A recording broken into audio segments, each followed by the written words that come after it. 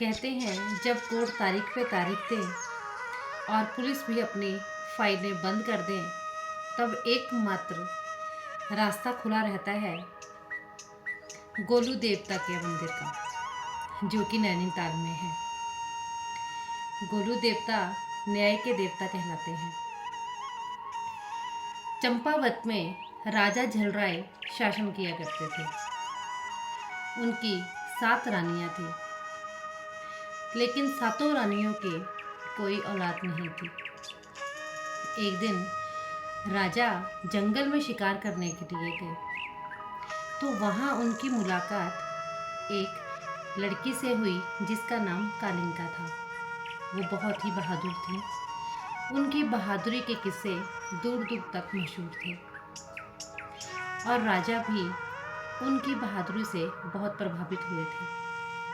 तब उन्होंने कालिंका के सामने विवाह का प्रस्ताव रखा, तो कालिंका ने उस प्रस्ताव को मंजूरी दे दी और राजा ने कालिंका से विवाह किया और उनको लेकर अपने राज्य में चले गए।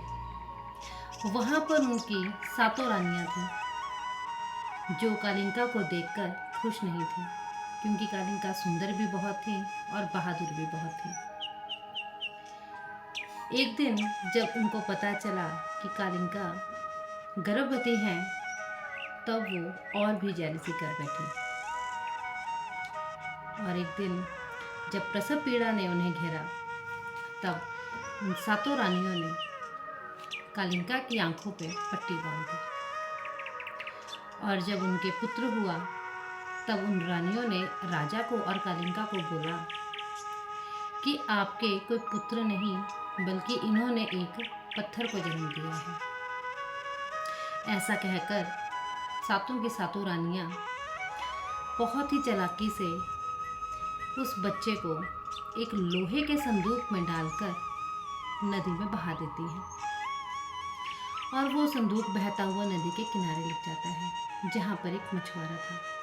उस मछुआरे ने उस संदूक को जैसे ही खोला, तो उसके अंदर बच्चा था। फिर उस मछुआरे ने उस बच्चे को अपनी गोद में लिया और अपने घर ले गया और वहाँ उसे पाला पोसा और उसका नाम गोलू रखा। गोलू दिन पर दिन बड़ा होता रहा। जब वो थोड़ा बड़ा हो गया, तो भगवान की कृपा से उसे स्मृति आई कि उसका जन्म कैसे हुआ और किस प्रकार से उसे नदी में बहा दिया गया था।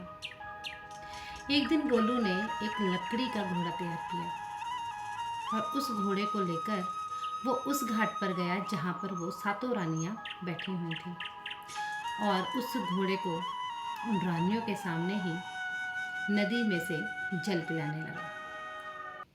तो उन रानियों ने जैसे ही देखा कि गोलू लकड़ी के घोड़े को जल पिला रहा है, वो 7 रानियां हंस पड़ी और गोलू से कहने लगी कि कभी लकड़ी का घोड़ा भी पानी पीता है। तब उस पर गोलू ने कहा कि क्यों नहीं, जब एक स्त्री होते हुए एक पत्थर को जन्म दे सकती हैं, तो मेरा लकड़ी का घोड़ा जल क्यों नहीं पी सकता। ये बात सुनकर 7 रानियां बहुत हैरान हुई कि इस बात का तो हमारे सिवाय किसी को पता भी नहीं था, तो इस लड़के को कैसे पता चला। तब गोलू ने अपनी सारी कहानी बताई और जब राजा को इस कहानी के बारे में पता चला, तो राजा ने उन 7 रानियों को धोखा देने के लिए दंड दे दिया और गोलू को अपना उत्तराधिकारी बना लिया। गोलू इतने अच्छे थे कि वो न्याय के लिए जाने जाते थे। कोई भी उनके पास आता और न्याय को अपने हिस्से में लेकर जाता था। लोग उन्हें शिवजी जी का अवतार भी मानते थे। उन्होंने गोलू का एक मंदिर बनाया, जिन्हें वो गोलू का देवता कहते हैं।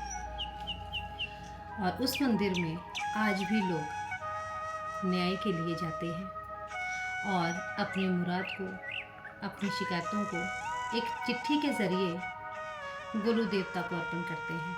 और जब उनकी मनोकामनाएं पूरी होती हैं, तो उस मंदिर में वो घंटी चढ़ाते हैं।